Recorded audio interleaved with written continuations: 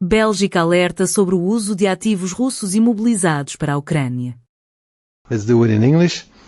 I hope I just told you in Spanish that it should be clear that if we talk about the Russian assets, and I imagine that I have a full house, not because you want to hear me speak about competitivity, the housing problem in the European Union, our approach to the membership of Moldova and Ukraine to the European Union Cluster 1, the situation in the Middle East, European defense and security, competitivity and the double transition.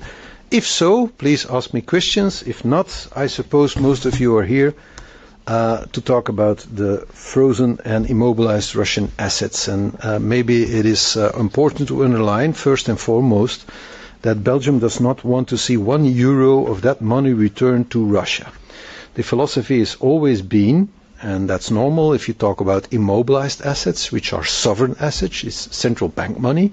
We're not talking about the frozen assets, to be very clear, because I noticed that there is a lot of mix-ups and a lot of colleagues mix these terms up, which you shouldn't do, because legally everything you do and everything you say is of course of utmost importance. Frozen assets belong to diverse beneficiaries and are not at play here. We're talking about the immobilized assets, the sovereign assets, the central bank money.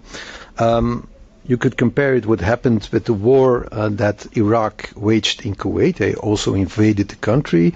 Their sovereign assets were also immobilized, and after the war the money was used for the reconstruction of Kuwait. And that is until now the philosophy that Europe has followed, and other nations as well. There are immobilized assets in Japan. 50 billion is in Japan in immobilized assets, and there are amounts in immobilized and frozen assets in the UK, in Canada, in the United States, in Switzerland and other nations, and they're all immobilized. So the entire world reacts in exactly the same way. You immobilize central bank money, you wait until there is a peace treaty, and in that peace treaty you get a signature of both parties, and there is an agreement on what should be done with the money. And our philosophy has always been, at the end of the day, Ukraine needs to be reconstructed. That will probably take hundreds of billions of euros to repair the destruction, and at that moment the Russian money can be used because it will be also legally possible in the framework of a peace treaty. Now the proposals that can be made, because until now I haven't seen any concrete texts yet, because I haven't read any concrete texts yet, but I have been explained, of course, what a new proposal can look like, and the new proposal is that we are going to do something that has never been done before. We're gonna not confiscate, because we cannot use the word confiscate, but if it looks like confiscation, smells like confiscation, and it talks like confiscation, maybe you could call it a sort of confiscation. You're gonna take the money, but it is now at the ECB. So Euroclear has all kinds of assets that have turned into cash. The cash is deposited at the ECB. You have windfall profits that are used to pay the G7 loan, and then you have tax money in Belgium on these windfall profits that is used for the bilateral aid to Ukraine. That's the chicken and the golden eggs. The eggs are given to Ukraine. The chicken is sitting at the ECB, but it is the chicken of Euroclear which represents the claim that Russia has on its sovereign assets. If you take the chicken and you start eating it by giving loans to Ukraine, saying you can start and eat the chicken, then you're in a different situation. Legally, you're in a totally different situation.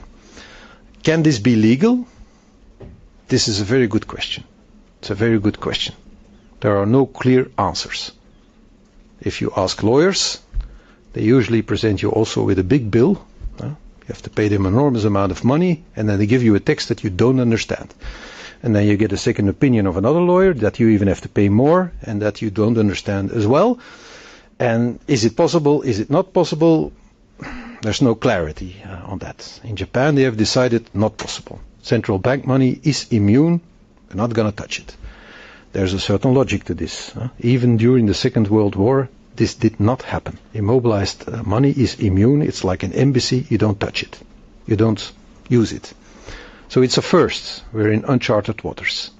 Is it legal? Is it not legal? That's the very first question. What is the legal basis to do this? It is unclear. It's a matter that needs to be solved.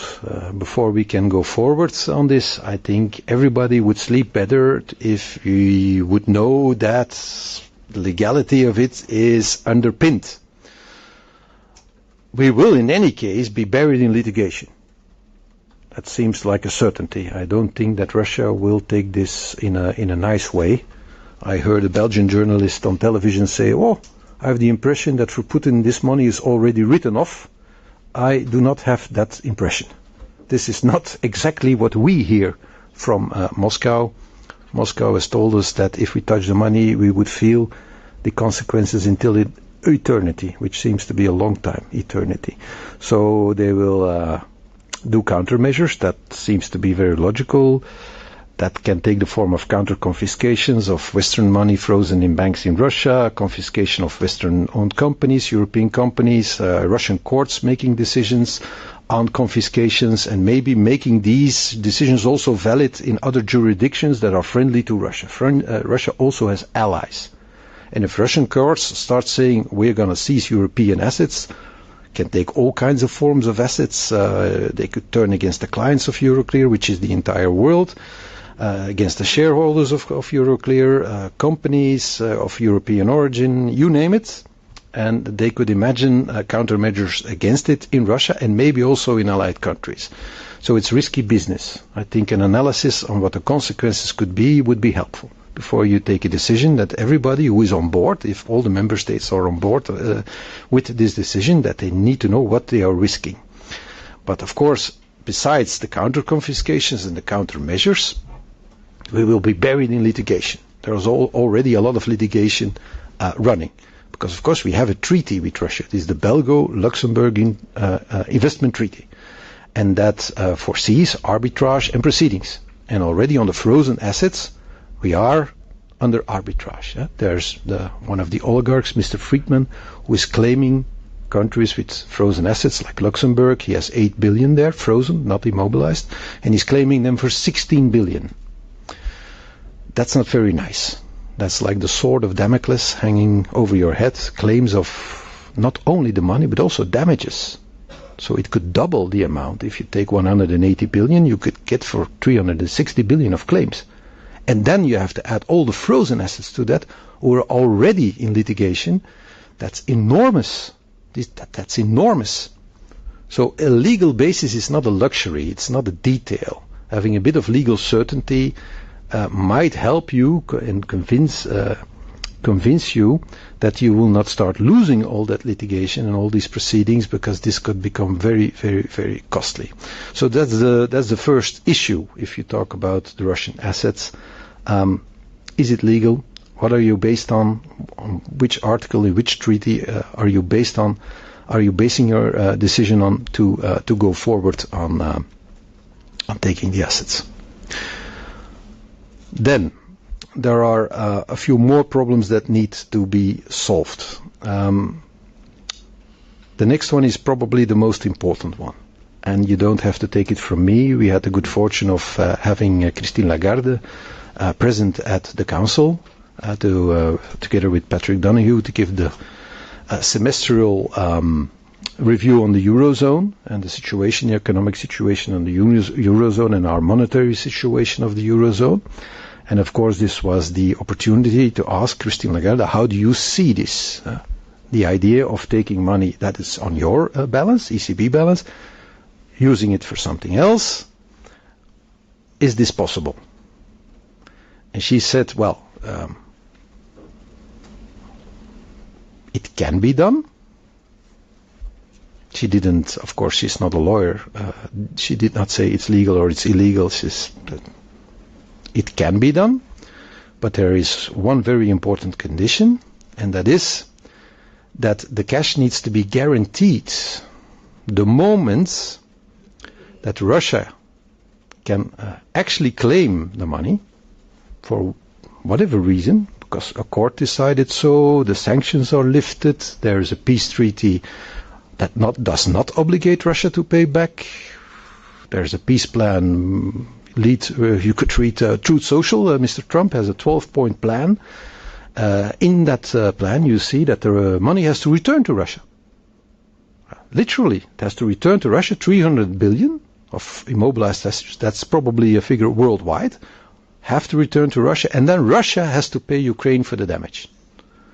Well, in the hypothesis that Mr. Trump, who is a very strong man, gets this done in a year, then the cash needs to be there immediately. So in case the Russian claim becomes tangible, for whatever reason, you need in a very short amount of time to be able to guarantee that the cash is there. This is of course a problem.